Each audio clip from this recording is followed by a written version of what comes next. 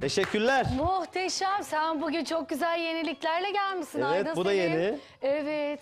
Sevgili Mest oldum. yönetmen dostum Veysi Akkaya'ya buradan selamlarımı Selam gönderiyorum. olsun. Onun söz müzik kendisine ait. Çok güzel. İlk defa televizyonda okudum bunu. Ama muhteşem. Teşekkür Bana ederim. özel değil mi? Benim programıma özel. Bir şey söyleyeyim mi? Söyle. Hani belki ekran başındaki dostlarımız farklı algılayacaklar ama hastayım, yoğunum. Ama beni Ama kırmadın. Ayşegül bir hafta öncesinden beni arıyor. Tarihi yaz diyor. Tamam diyoruz. Nasıl Sen- bir şey oldu işte. Telefonu sen dua kapattıktan et. sonra Sen şuradasın demiyorum yani. Yine de He. sana zaman verdim. telefonu kapattıktan sonra lan ben nasıl tamam dedim ya. Benim o kadar yoğunluğum var. Ama inan ki bak ben de hastayım. Belki sesimden de belli oluyordur ama Evet. yani ortalığın salgını hakikaten de böyle ama bizim içimiz sıcak. Türkülerle evimizi ısıtıyoruz. Buradaki stüdyoyu ekran başına ısıtıyoruz. Olsun ya biz Kesinlikle. mutluyuz böyle. Ben Hastalığımızı unutuyoruz. yıllardan beri sevgili Ayşegül'ü benim aile dostumdur. Allah razı Ailecek olsun. tanırız.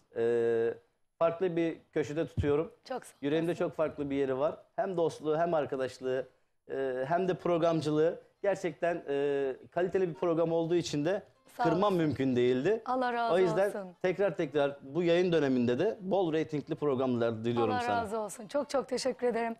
Ayaklarına sağlık. Sağ Rica olasın. ederim. Vallahi katıldığın için de. Bugün çok güzel yeniliklerle gelmiş ama Evet. çok da güzel mesajlar var. Canlarım, özlediniz mi beni? Ama ses çıkmadı sanki biraz. Olsun, sıkıntı yok, sıkıntı yok. Yine ne güzel böyle beni çok özlemişler. Ekran başı da çok özlemiş. Tamam o zaman ya. Ne güzel dolu dolu türkülerle sizlerleyiz. Selamünaleyküm Ayşegül Hanım, size ve sanatçımız Aydın Sevim Beyefendi'ye bu yayın hayatında başarılar diliyorum.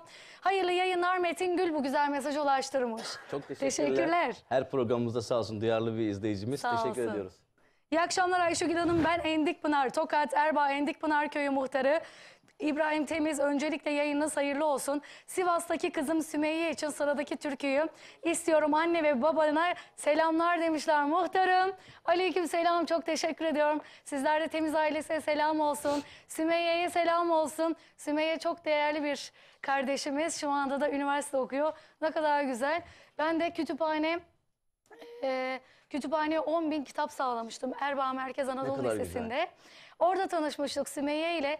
Sümeyye'nin bana gönderdiği mektupla çok etkilenmiştim. Mektupta aynı şöyle yazıyordu. Dün akşam rüyamda gördüm Ayşegül Hanım sizi, bize geliyordunuz. O kadar çok mutlu olmuştum ki işte rüya demişti. Ben de o mektuptan çok esinlendim. Hiç bilmiyorum, tanımıyorum. Hemen Salih müdürüme ulaşmıştım.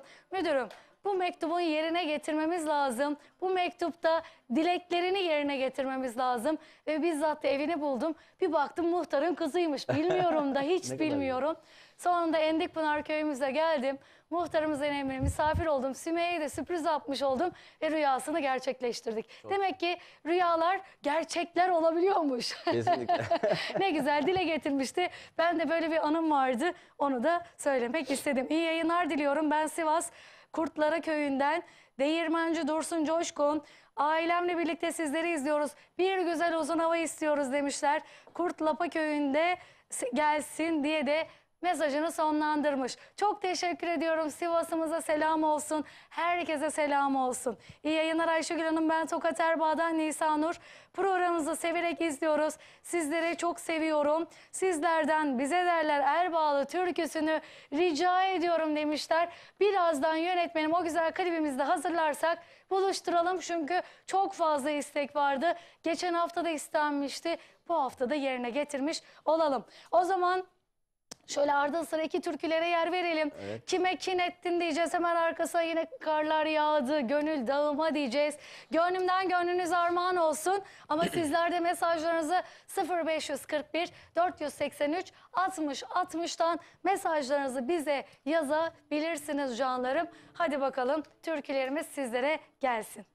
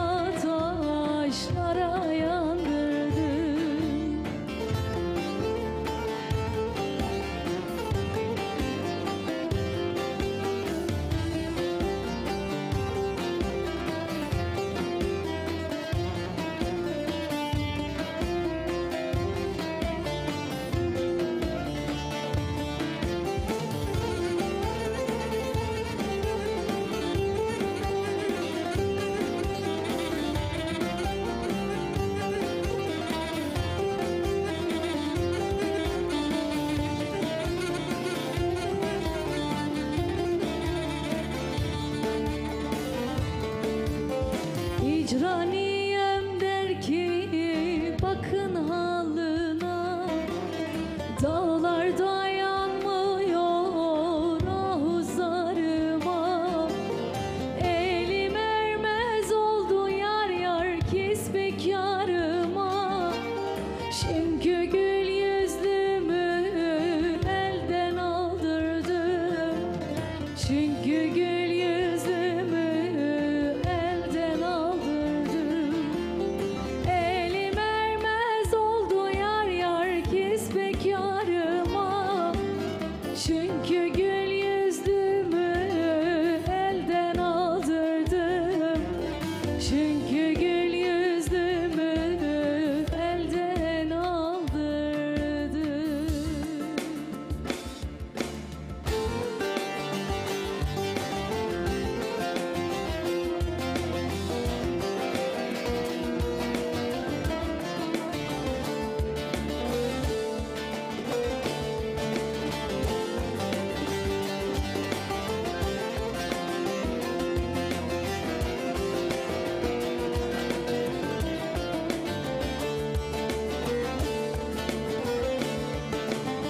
Yine karlar yağdı gönül dağıma.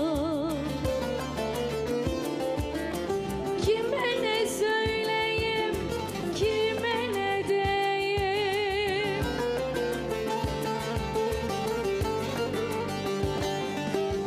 Yaz ayında gazel gazel düştü bağıma. Kime ne söyleyeyim, kime ne diyeyim? Yaz ayında gazel gazel düştü bağıma. Kime ne söyleyeyim, kime ne diyeyim?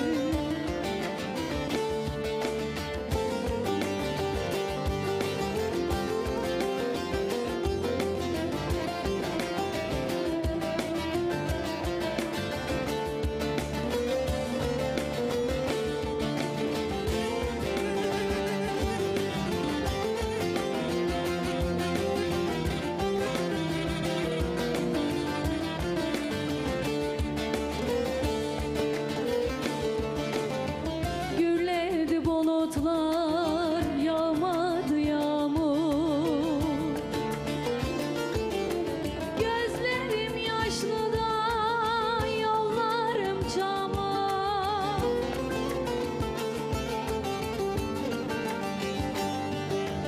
Yâre gidem dedim dedim yetmiyor ömür.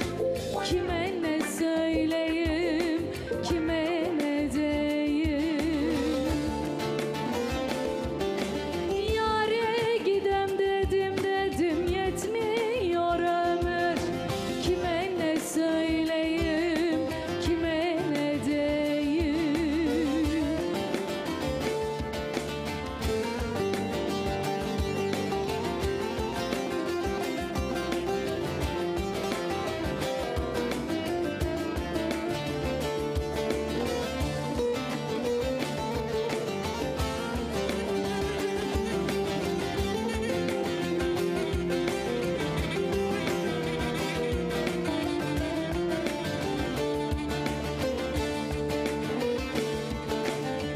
İpek Mehmet yandı aşkın narına.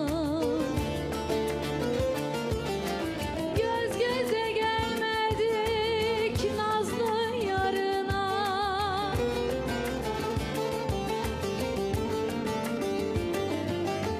Bunca ömrüm geçti geçti ahuzlarından.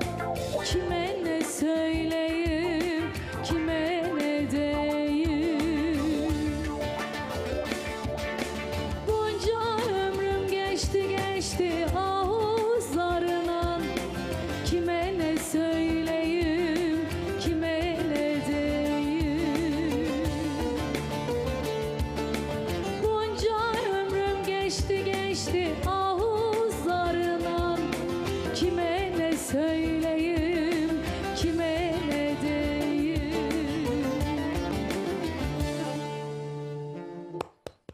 Çok teşekkür Yüreğine sağlık. ederim. Sağ olun. Hasta halin bu mu? Vallahi hasta halim bu. Maşallah, maşallah. Üstadlarım harikasınız, canlarım, ciğerlerim. Ellerinize sağlık, yüreğinize sağlık. Vallahi üstadlarım olunca coşuyorum. Hastalığı unutuyorum ben. Böyle. Evet, şimdi ardın sıra türküler sende. İşte ben de hastayım da bir de ben de... Kaçmak yok. 2 tane ardın sıra şöyle güzel güzel. Hadi bakalım. Türküler gelsin. R'deyiz. Sesimiz değişmiyor.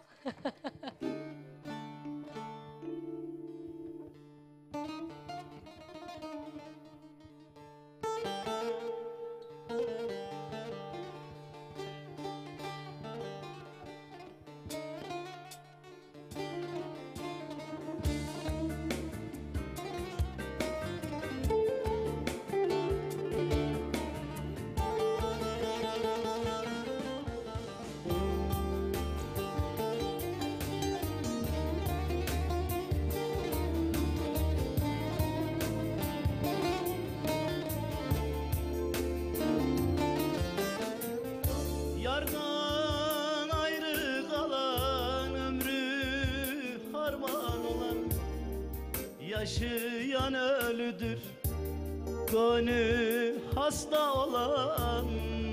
Vay. Yardan ayrı kalan ömrü harman olan, yaşayan ölüdür gönlü hasta olan.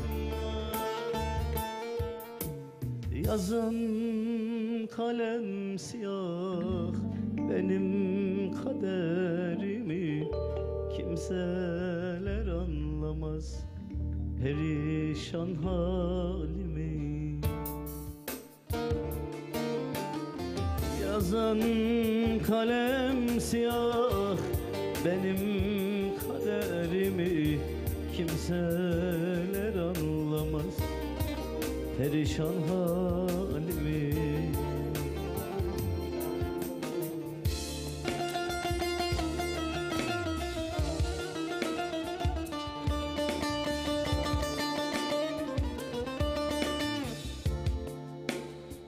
Mektup derken şiir oldu bak yine.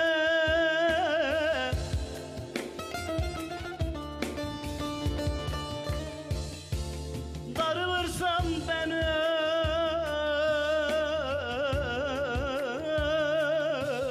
ölürüm, unutma.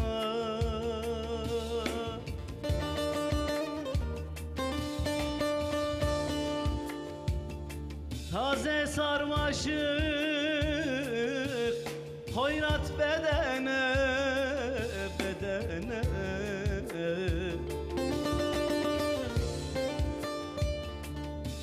Sarılırsan da ben ölürüm, unutma dost, unutma dost, unutma dost, unutma dost.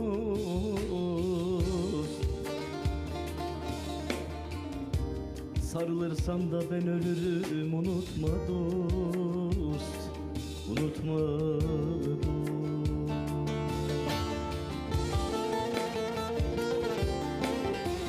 Helal olsun Aydın Sevim.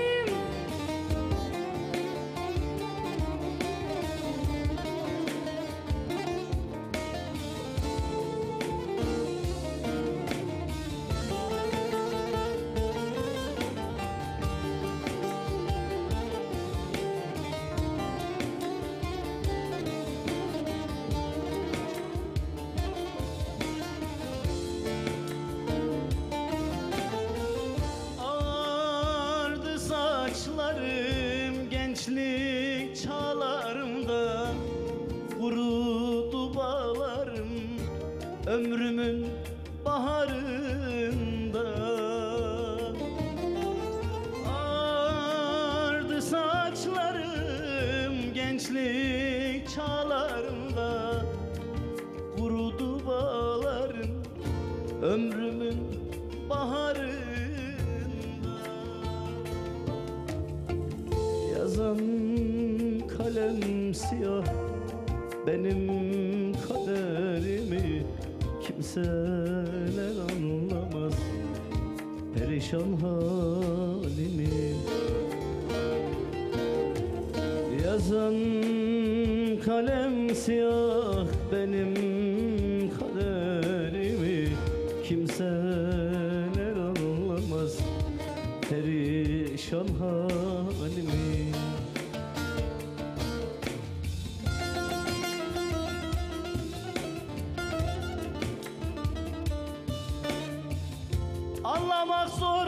Sevmek zor yar beni,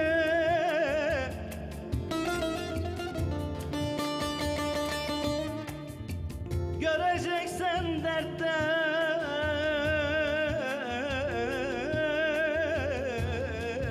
gamda gör beni.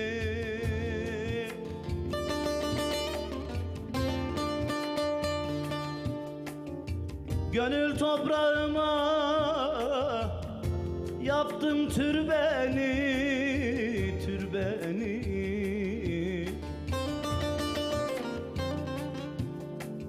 Dirilirsen de ben ölürüm, unutma dost, unutma dost, unutma dost, unutma dost. Dirilirsen de ben ölürüm, unutma dost, unutma dost. Yazın kalem siyah benim kaderimi, kimseler anlamaz perişan halimi. Yazan kalem siyah benim kaderimi, kimseler anlamaz perişan halimi.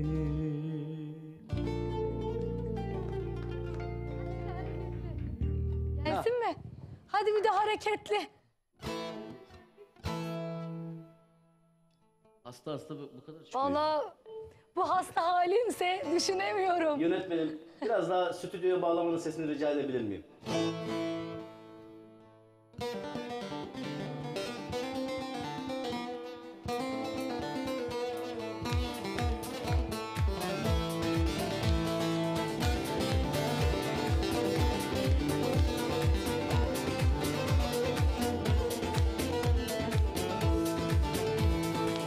Gönül vurgun yedi perişan halım, dost yolumu kesti, el vurdu beni. Saz vefasız oldu, perdeler zalim, mızrap tetik çekti, tel vurdu beni. Saz vefasız oldu, perdeler zalim, mızrap tetik çekti, tel vurdu beni. Mızrap tetik çekti, tel vurdu beni.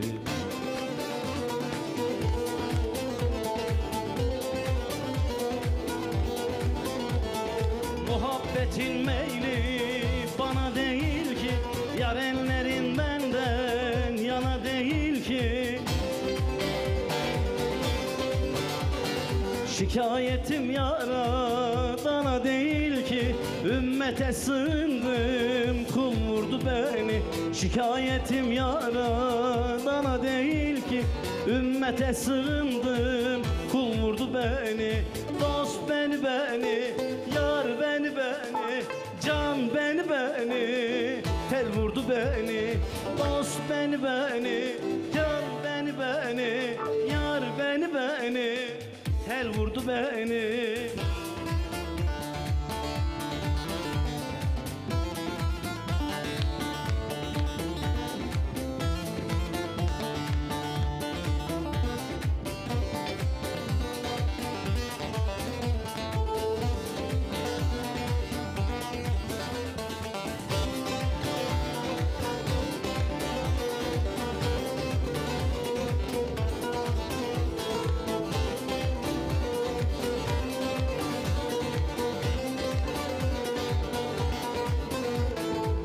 Tecellimi kem gözlerden sakladım, ömür boyu gülmesini bekledim. Ne elimi sürdüm ne de kokladım, dikenler içinde gül vurdu beni. Ne elimi sürdüm ne de kokladım, dikenler içinde gül vurdu beni. Dikenler içinde gül vurdu beni.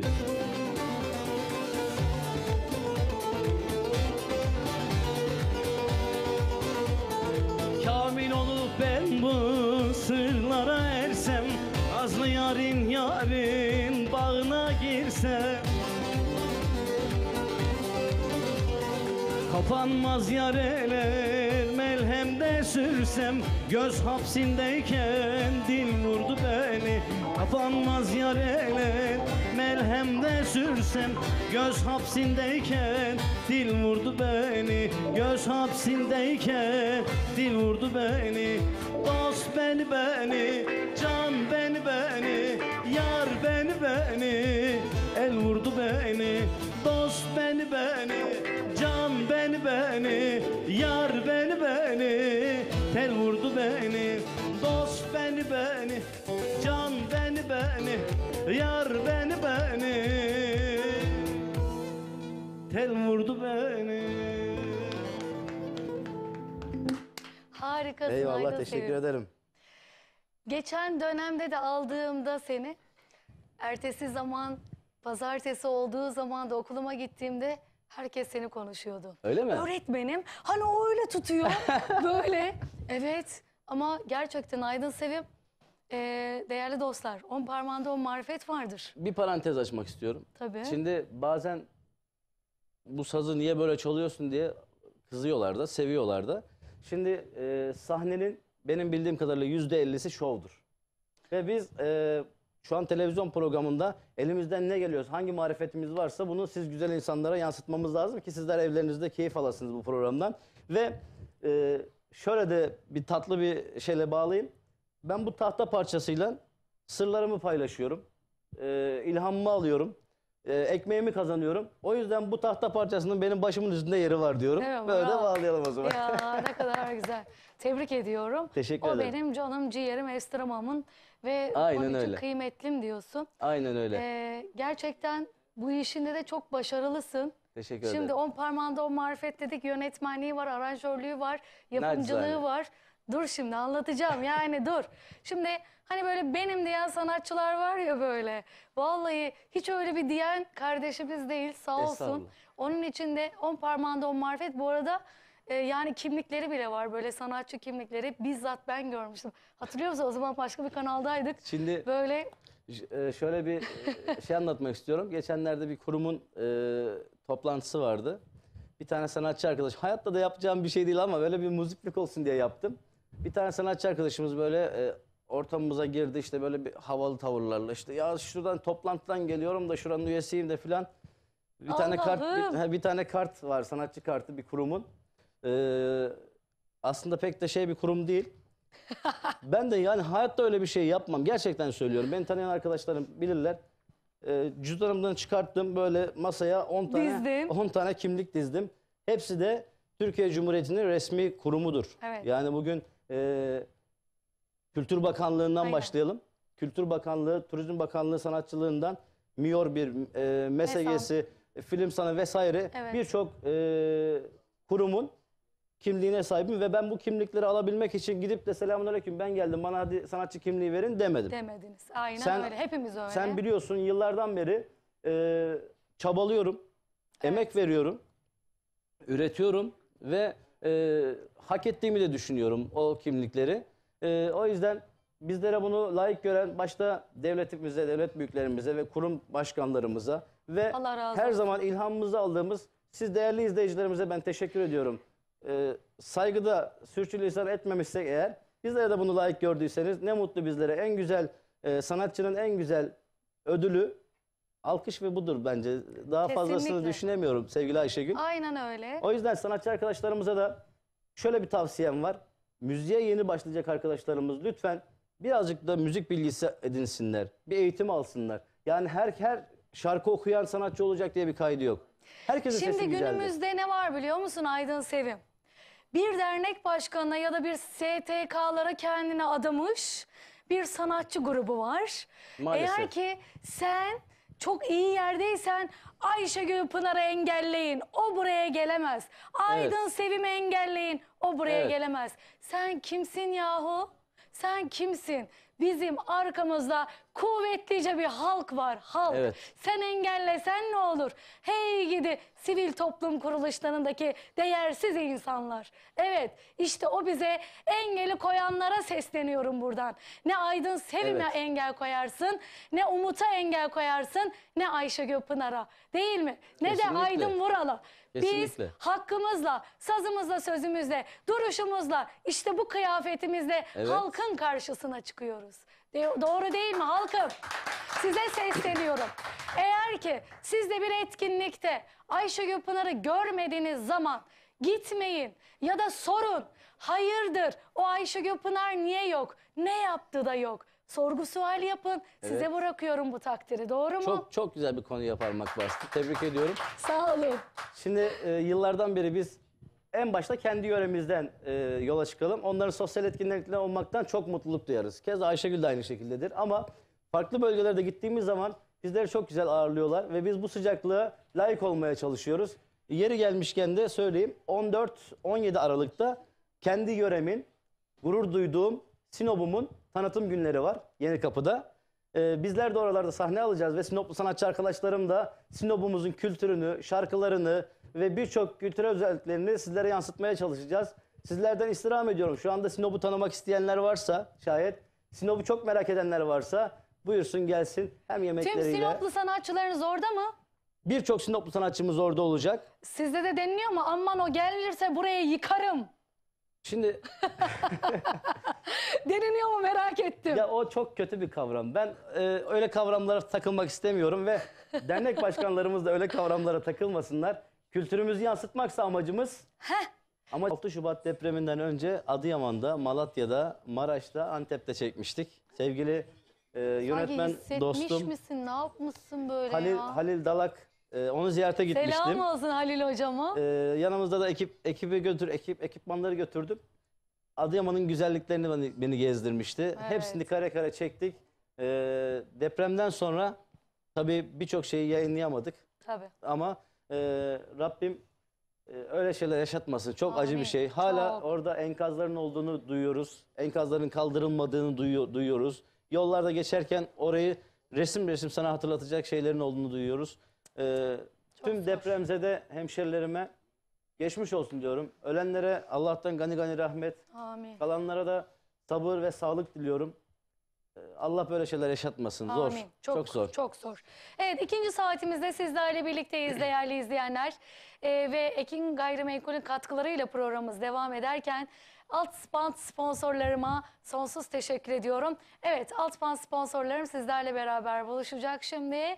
Onlara da gerçekten sonsuz teşekkürlerimi, şükranlarımı sunuyorum. Lider Boya, senin boyan, değerli Emin Akbulut beyefendiye katkılarından dolayı çok ama çok teşekkür ediyorum. Evet, Demas Triko. Bere eldiven ihtiyacınız varsa arayın. Katkılarından dolayı Muzaffer Demir'e çok ama çok teşekkür ediyorum. Akar gayrimenkulle ilgili bir isteğiniz varsa ev alımı ile ilgili Ömer Çiçek beyefendiye ulaşabilirsiniz. Ayşe Göpınar menajerlik. Evet, az önce de zaten Instagram sayfamızda bir sürü katılanlar olmuş. Teşekkür ediyorum. Menajerlik numaralarımız onlar. Evet, Radyo Ekin 94.4 Radyo Ekin'i dinlemeye devam edin. Tüm yayıncı arkadaşlarıma selamlar olsun. Ekin TV'yi takip edin. İşte bu güzel adreslerden takip edin değerli izleyenler. Bizleri unutmayın. Evet, şimdi yine birkaç tane mesaj okuyacağım ama inanın sizler alt bantta görüyorsunuz. Şu an ekranıma anca düşebiliyor. Hatta ekranımda yok diyebilirim. Yönetmenim hemen şimdi benim ekranıma da verirse birazdan yine okuyacağım ama sizler görüyorsunuz zaten. Mesela selam kardeşim, iyi yayınlar. 3 Aralık Dünya Engelliler Farkındalık Günü'nde Hayata Renk Katalım programda o güzel sesinizle bizlerin hayatına renk kattınız. Size sonsuz teşekkürler. Erdef Engelliler Komisyon Başkanı Mehmet Uzun Başkanım bu güzel mesajı ulaştırmış. Mehmet Başkanım size çok teşekkür ediyorum. Çok sağ olun, var olun. Ayşe Göpınar her yerde. Her yerde olmaya devam ediyor. Allah razı olsun. O mesajlar bana da gelsin. Birazdan okuyacağım. Sevgili Evet. Ayşegül, Buyurun. Engelliler Haftası demişken aslında engelli insan yoktur. Tabii. Engellenen insan vardır. O yüzden Aynen. tüm- Engellenen Evet, insan. engellenen insan vardır. Ben nice engelli kardeşimizin ne şeyler başardıklarını gözümle gördüm, şahit oldum. Onları yüreklerinden öpüyorum. Diğer bir konu, kameraman arkadaşımdan rica edeceğim. Evet, onu soracaktım. O rozet nedir? Bu rozetin anlamını herhangi bir hastaneye veya Kızılay'a gidip de ben organ bağışında bulunmak istiyorum derseniz Aa, öyle size bu mi? rozeti hediye ediyorlar. Buradan Demek ki yeri sen gelmişken bulundun. bunu söylemek istiyorum. Sen bulundun. Organ bağışında bulunmak, bir Evet. canı hayata kazandırmak ve Rabbimin niyetini kazanmak bu kadar kolay sevgili dostlar. O yüzden siz öldükten sonra ruhunuz Mevla'ya ulaşıyor ama bedeniniz kara Toprakta. toprakta çürüyüp gideceğine organ bekleyen birçok Bir daha kardeşimiz, şöyle arkadaşımız şöyle tam var. kapatma elini. Evet. Heh, Sizlerden tamam. bir sanatçı arkadaşınız olarak, kardeşiniz olarak hastanelerimize, Kızılay'a gidip de organ bağışında, kan bağışında bulunmanızı istirham ediyorum. Çünkü düşünsenize evladınız böbrek yetmezliğinden rahatsız, böbrek bekliyor. Sizin kendi çocuğunuz.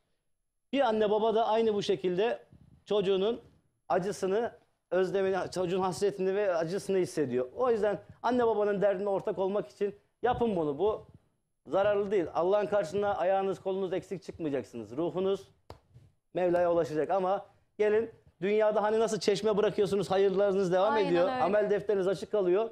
Ben inanıyorum ki ben öldükten sonra da bir organım bir kardeşimize yarayacaksa bundan daha güzel bir şey yoktur. Ve bir şey daha söyleyeyim yeri Tabii. gelmişken. Reklam arasında birçok güzel dostumuz bizlere ulaştı. Onlardan bir tanesi aynı senin gibi çok değer verdiğim bir insan. İnsan hayatında kötü gününde, iyi gününde, mutluluğunda ve hüzünlü olduğu günlerde yanında olabileceği arkadaşları, dostları, abileri olsun ister. Bunlardan bir tanesi sevgili Zafer Elkovan abim. Şu anda Sinop durağında belediye başkan adayımız. Ve kendisine gerçekten gönülden seviyorum. Milliyetçiliğiyle, abiliğiyle, dostluğuyla ve yöresine olan sevgisiyle yöre halkının da zaten sevgisini kazanmış. Onun o yüreğinden, ellerinden öpüyorum. İnşallah Sinop'umuza, durağımıza güzellikler getireceğine de gönülden inanıyorum. Belediye başkanlık adaylığı da kendisine hayırlı uğurlu olsun. Rabbim muvaffak etsin diyorum. O zaman şöyle diyelim. Bütün belediye başkan adaylarımızı, değerli dostlar, gelin siz de adayısınız. Sizleri bir konuk edelim. Evet. Eki TV ekranında, bu güzel stüdyoda çok değerli arkadaşlarım olur, ben olurum. Sonuçta burada olmanız gerçekten sizin de sesinizin Kesinlikle. duyurulması demektir. Buradan da Kesinlikle. şunu da hatırlatmış Tabii olalım ki. değil mi? Tabii ki. Çok daha iyi olur. O zaman şöyle bir hareketli yapalım mı üstadlar? Bir abum diyelim, şöyle bir yine canlanalım mı? Çok güzel mesajlar var ama bende yok. Neden bende yok? Birazdan mı gelecek yönetmenim? Vallahi yok. Ekranıma düşmüyor. Affınıza sığınıyorum. Birazdan yönetmenim ekranıma gönderdiği anda okuyacağım. Şöyle biraz potpori yapalım. Şöyle güzel güzel gelsin. Hadi bakalım Ayşegül Pınar farkı olsun. Gel.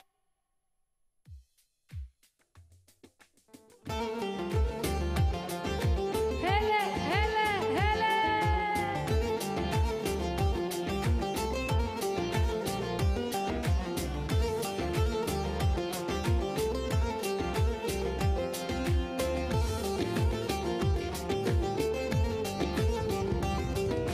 Sevdiğime varamadım nayla çorap, öremedim muradıma eremedim. Abum kız abum, sebebim sensin abum. Abum kız abum, sebebim sensin abum.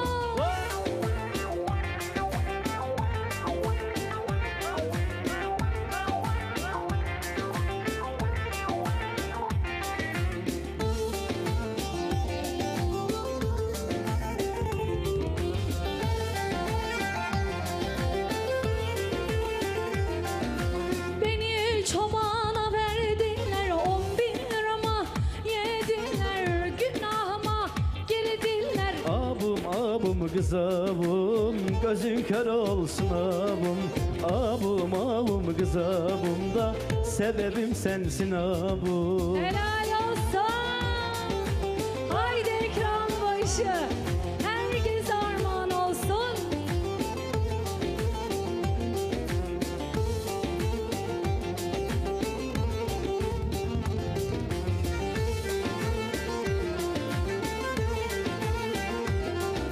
Şu Niksar'a var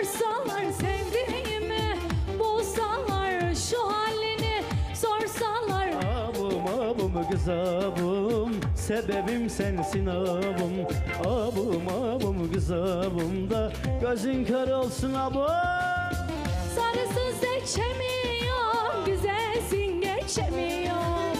Sarısın seçemiyorum, güzelsin geçemiyorum. Sen benden geçtin ama ben senden geçemiyorum. Sen benden geçtin ama ben senden geçemiyorum. Elleri var da elleri var, ellerde ne güzel var. İnce bele dolanmış altın gümüş kemer var. Eller var da eller var, ellerde güzeller var. İnce de bele dolanmış altın gümüş kemer var. Var, var, var, var.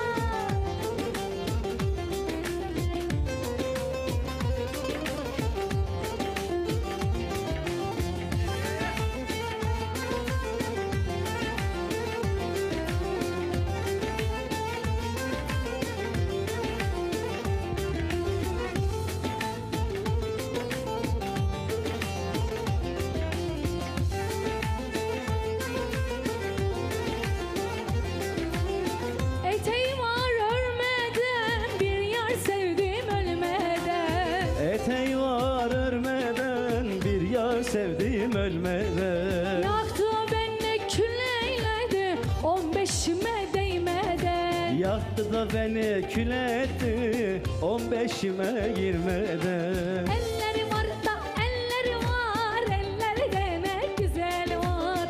İnce bele dolanmış altın gümüş kemer var. Eller var da eller var, ellerde güzeller var.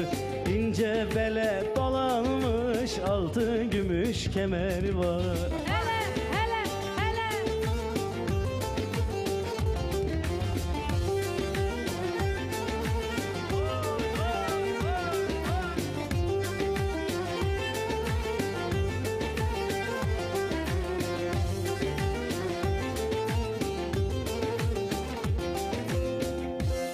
Çok çok çok çok çok.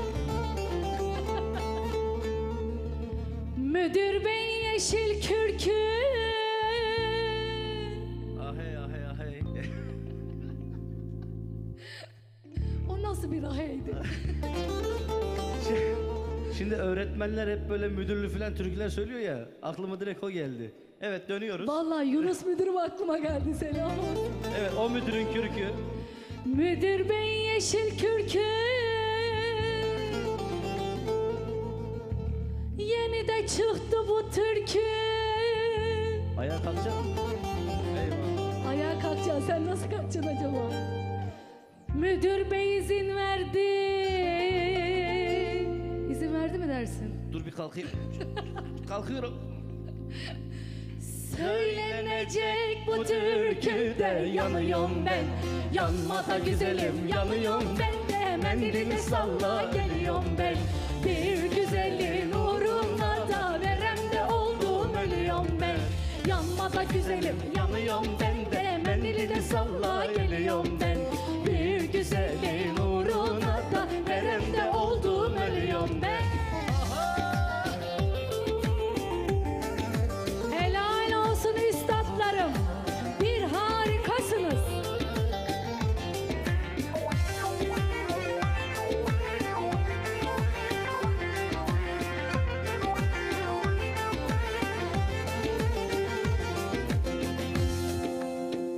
Yine mi? Çok çok çok çok. Yok, şöyle oturayım ben ya. Aydın abi. Keyfin nasıl? Bana küstün mü? Ne yaptın sen, sırtını döndün? Aşma grandan aşma. Deley deley deley. Az önce benim ahoma laf eden deley ne? Ya işte olacak böyle. Aşma grandan aşma. Ben seni tanıyorum. Sen Aydın Sevim misin? Her Ekin TV'ye çıkıp da buraya oturanı. Ben seni sanıyorum da yanıyorum ben. Yanma da güzelim yanıyorum ben de. Hemen dili de salla geliyorum ben. Bir güzelliğin uğruna da verem yanmada güzelim yanıyorum ben de, mendili de salla geliyorum ben. Bir güzelliğin uğruna da veremde oldum ölüyorum ben. Hele hele hele.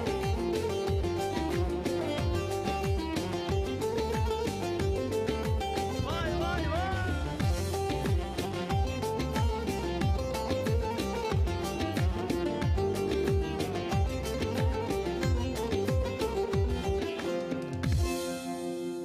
Çok. Ne müdürmüş bu ya? Çökün çökün. Derelerin özleri şaş bakıyor gözleri. Bak bakalım bir şaş bak. Şaş bak. Biri ileri biri Böyle geri değil, diyor. şaş bakacaksın şaş. Böyle yapacaksın. Yap bakayım, ben yapamam. Böyle yap. La kızım zaten benim normalde de şaş gözlerim. Dur bakayım. Harbi. Şaş bakıyor gözleri. Yar ben senin yüzünden. Ya kalkmasam olur mu? Olmaz. Ters koydum çiçekleri de yanıyorum ben. Yanma da güzelim yanıyorum ben de. Mendili de salla ölüyorum ben. Bir güzelliğin uğru. Kalksana. Hem de oldu. Hadi kalk. Yanma da güzelim yanıyorum ben de. Mendili de salla geliyorum ben. Bir güzelliğin uğruna da veremde oldum ölüyorum ben. Daha var mı ya? Aho. Var var. Oyna. Haydi. Haydi Erkan Başa.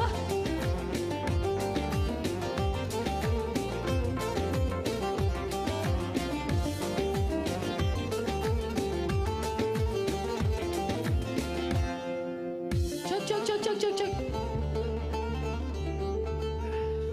Başındaki yazmanın ben verdim parasını. Ben eşlik etmeyeyim diye yeni sözler yazıyor. Ben anlamadım yani. Sana düğün gelelim. Yıkarım evini de yanıyorum ben. Yanma da güzelim yanıyorum ben de. Mendili de salla geliyorum ben.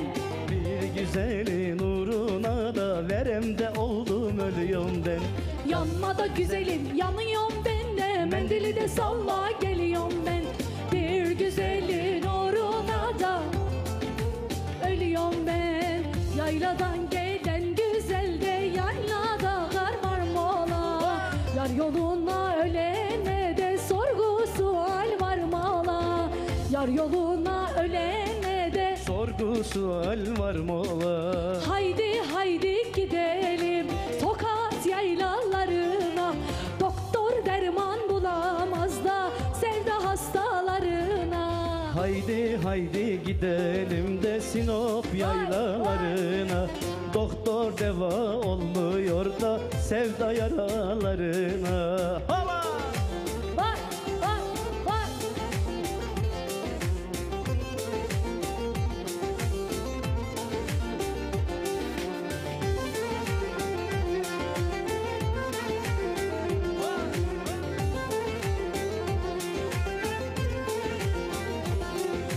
Mercimekten aşım var da ne bellalı başım var.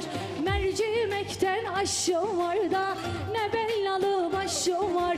20'den de bir eksikte 19 oynaşım var. 20'den de bir eksikte, vay be bana bak ya. 19 Haydi gidelim de Tokat yaylalarına. Doktor ilaç vermiyor da sevda yaralarına. Haydi gidelim gidelim de Sinop yaylalarına. Doktor derman bulamaz da sevda hastalarına.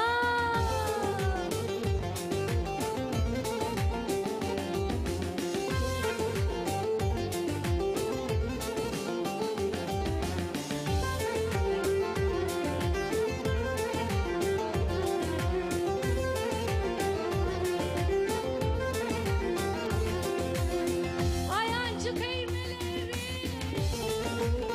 Hadi bakalım. Helal. Gelsin.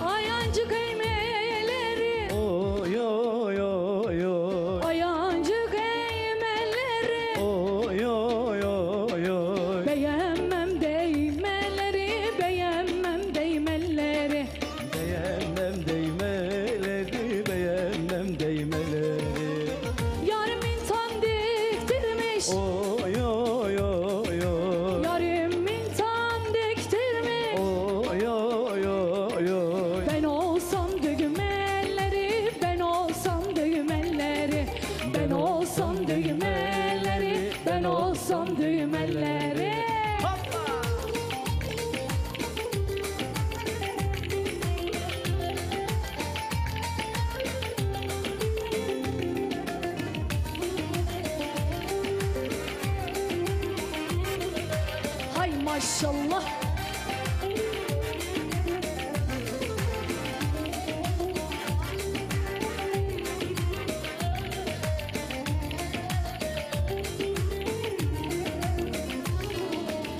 Ak yemiş kara yemiş, Ay ay ay ay. ak yemiş kara yemiş. Ay ay ay ay. Dalları yere değmiş, dalları yere değmiş.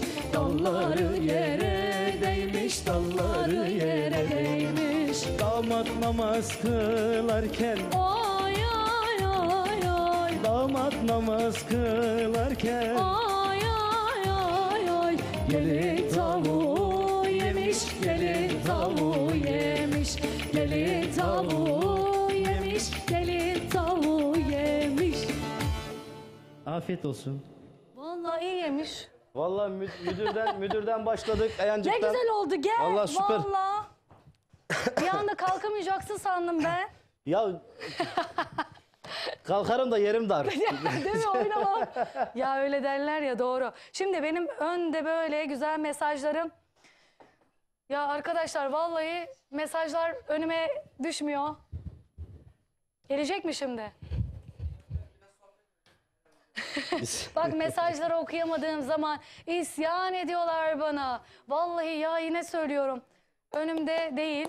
Şimdi şuradan birkaç tane okuyayım diyorum ama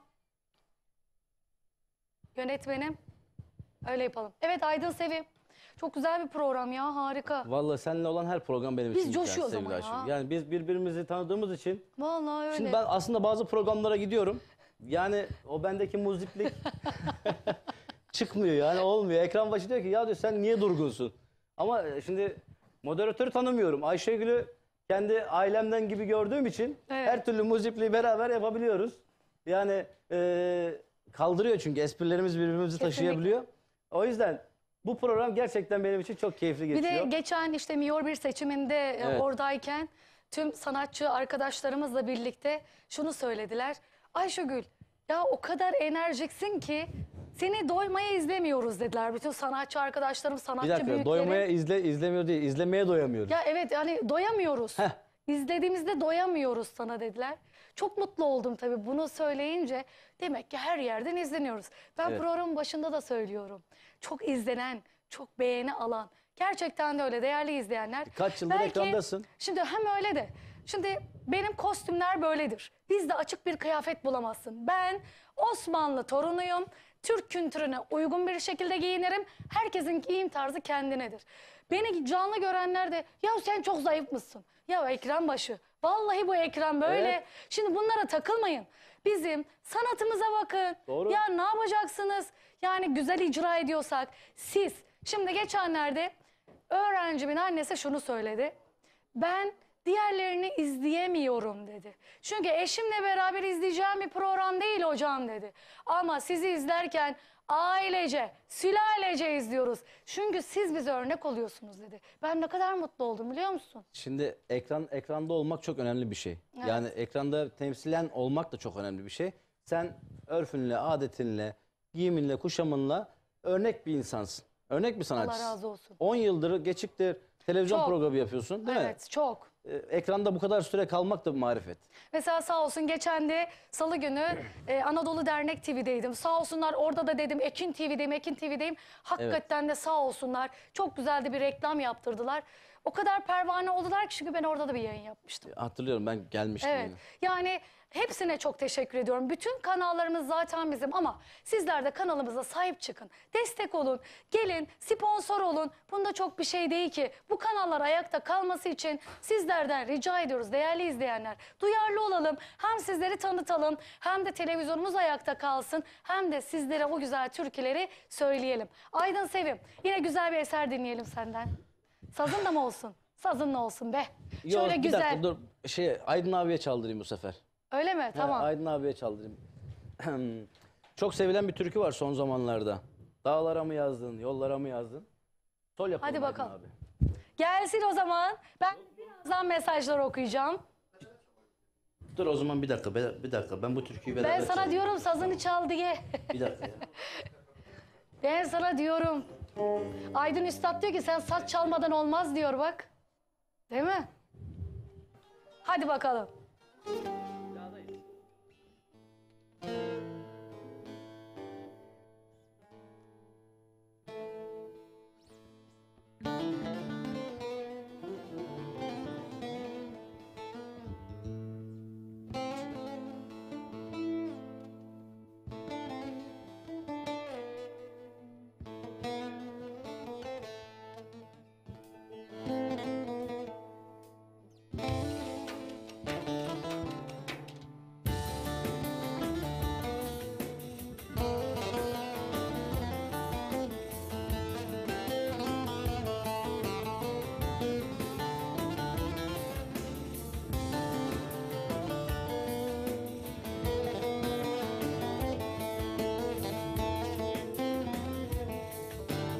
Hayli zaman oldu, ne aradın sordun, hayli vakit oldu, gelmedin durdun.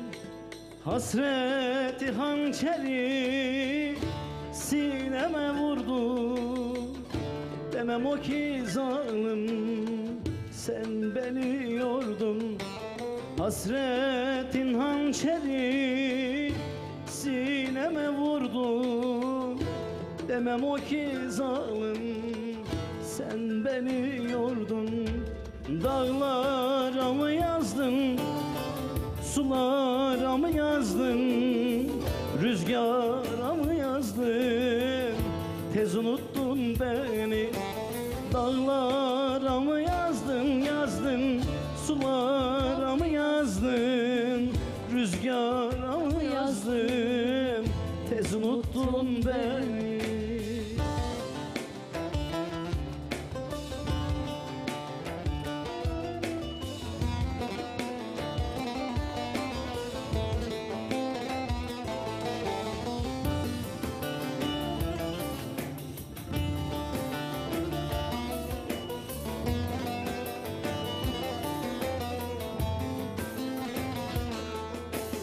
Hayli zaman oldu, gelmedin durdun, hayli mevsim doldu, bekledim soldum. Yarın vicdanıma kara su mu doldu, duy sesimi zalim, hayat senle sondu. Yarın vicdanıma kara su mu doldu, duy sesimi zalim, hayat senle sondu. Dağlara mı yazdın, sulara mı yazdın, rüzgara mı yazdın, tez unuttun beni. Dağlara mı yazdın, sulara mı yazdın, rüzgara mı yazdın, tez unuttun beni. Dağlara mı yazdın, sulara mı yazdın, rüzgara mı yazdın, tez unuttun beni. Ağzına yüreğine sağlık. Teşekkür Üstadlarım ederim. bir harikasınız. Aydın Üstadım, Umut Üstadım. Onlar benim canlarım, ciğerlerim. Özlediniz mi beni? Çok. Ya var ya artık her yerde bu oldu. Ama ben bunu çok kelimesini duymayınca artık şey oldum. Üzülüyorum. Çok demeniz lazım diyorum. Harikasınız. İyi akşamlar, iyi yayınlar. Çok değerli sanatçı, çok iyi öğretmen, halk müziğini layıkıyla icra eden nadir kişilerden. Başarıların devamını diliyorum. Değerli öğrencim Berinay, selamlar olsun. Ya öğrencim bana bunlara yazmış. Demek ki örnek oluyorum. Ne kadar güzel. Çok teşekkür ederim Berinay'cığım. Ama çalışmaya devam. Tamam mı? İyi akşamlar hemşerim. Ayşegül Hanım, ben Erbağlı Murat Karayaka, Arnavutköy'den selam ve sevgilerimle demişler. Çok teşekkür ederim Murat Bey. Ev halkına selamlar olsun. Merhabalar Ankara, Haymana'dan takip ediyor sizleri. Pınar'a Gel Ki Görem eserini çalarsanız sevinirim. İyi yayınlar demişler. Ankara'ya, Haymana'ya selamlar olsun. İyi akşamlar, evimizin kızı, evimize misafir ettik. Sizi zevkle izliyoruz. Aşık Kurban Baba bu güzel mesajı ulaştırmış. Değerli üstadım, ellerinden öpüyorum. Zeynep anneciğim, ellerinden öpüyorum. İyi ki varsın. Kurban Baba eserlerini söylemekten onur ve şeref duyuyorum. Çok güzel eserler var. İnşallah sen de okursun. Ne güzel. Ben birçok eserlerini hep okuyorum. Okumaya da devam edeceğim. Değerli üstadım, selam olsun. İyi akşamlar, ben Hatay Hassa Aktepe'den Nurettin Parlak. Sıradaki türküyü İstanbul Avcılar'da oturan kızım için, Hakkari'de görev yapan oğlum için istiyorum. İyi yayınlar dileklerini ulaştırmışlar. Oğlunuza da şimdi hayırlı tezkereler diliyoruz. Allah'ım yardım etsin hepsine de, tüm askerlerimize. Hayırlı akşamlar, hayırlı yayınlar Ayşegül Hanım. Nasılsınız? Ben Şakir Coşkun, Samsun Ataköy, Atakum'dan. Selamlar, sevgiler eniştem, ablam, annem, yeğenlerim, sizi izliyoruz.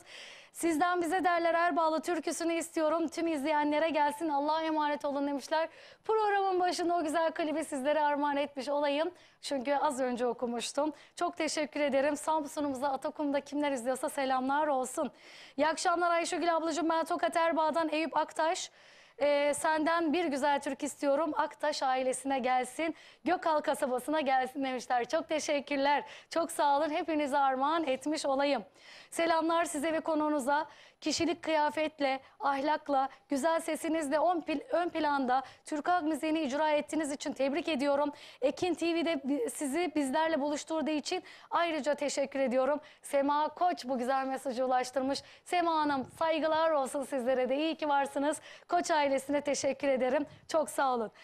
Ayşegül Hanım, Ankara Haymana'dan yazıyorum sizlere. Çarşambayı sel aldı türküsünü istiyorum. Yusuf Güçlü için söyler misiniz demişler. İnşallah vaktim olursa söylemeye çalışırım. Okuyamazsam da haftaya söz. İyi akşamlar, ben Tokat Bahçıvlik'ten, Erikçayırı köyünden. Yücel Sırtı Kara, başarıların devamını diliyorum. Bize derler Erbağlı türküsünü istiyorum. Tüm Sırtı Karalara ve Tokatlara armağan olsun dileklerini ulaştırmışlar. Az önce okumuştum. Hepiniz armağan olsun.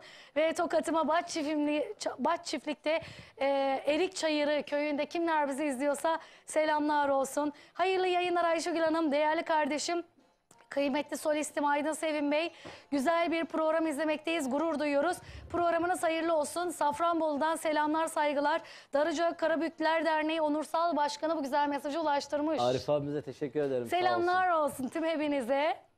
Evet, veda ediyormuşuz, mesajlar kaldı. Affınıza sığınıyorum. Gerçekten alt bantta da zaten görüyorsunuz. Çok fazla mesaj var. Sana da çok güzel mesajlar gelmiş. Yine meclis üyesi adaylarımızdan mesajlar gelmiş. Affınıza sığınıyorum. Gerçekten okuyamıyorum çünkü veda ediyoruz. Programın sonuna geldik. Bu arada Instagram'da da hemen şurada, bakın şurada yazıyor ya, evet şöyle.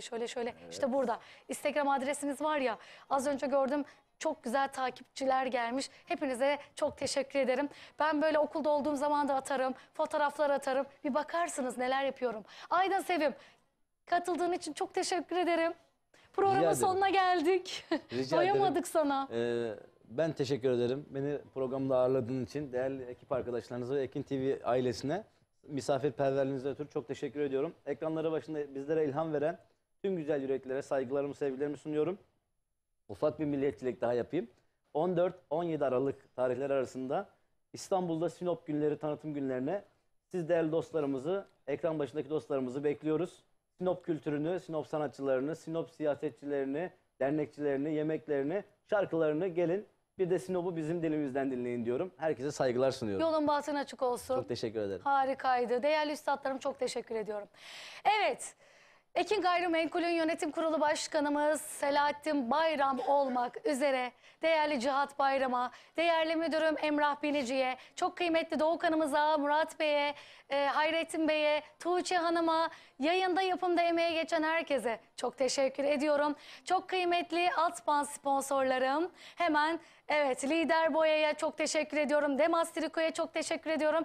Akel Gayrimenkul'e çok teşekkür ediyorum. Evet, Ayşegül Pınar Menajerlik sizlerle birlikte herhangi bir etkinliğiniz olursa çağırın değerli dostlar. Katılmaktan onur ve şeref duyarız. Radyo 2'ni dinlemeye devam edin. Tüm yayıncı arkadaşlarıma hepsine selam olsun. Bizleri takip edin. Evet, şu anda da Facebook'ta da Ekin TV sayfasını açın. Canlı canlı da oradan da izleyebiliyorsunuz. Oradan da çok güzel mesajlar vardı. Her birinize çok ama çok teşekkür ediyorum.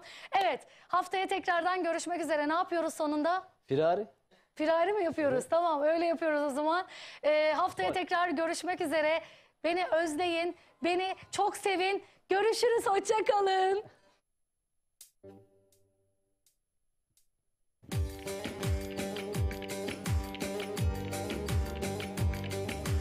Allah Allah.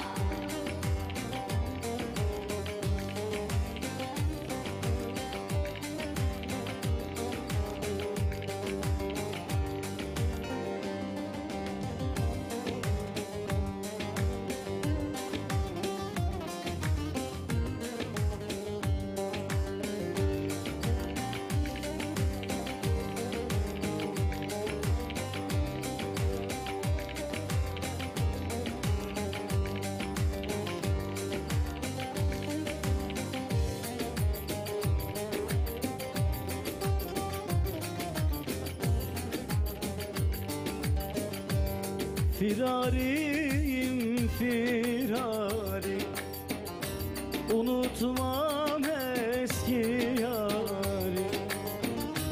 Firariyim firari, unutmam eski yari. Gönlüm gündüz seninle, gönlüm gündüz seninle. Gecelerim firari, gecelerim firari. Rinna rinna rinna rinna rin. Gel benim kehribarım. Rinna rinna rinna rinna rin. Gel benim nazlı yarım. Haydi.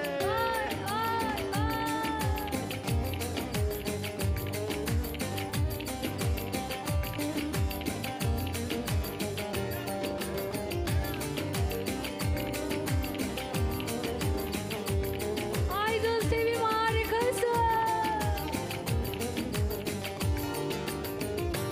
Yar karşıdan el eder. Sensin beni deleden.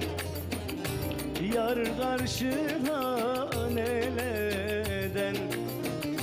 Sensin beni deleden. Gönlüme ceza verdim. Gönlüme ceza verdim. Eski bir meseleden. Eski bir meseleden. Rinna rinna rinna rinna rin. Gel benim kehribarım. Rinna rinna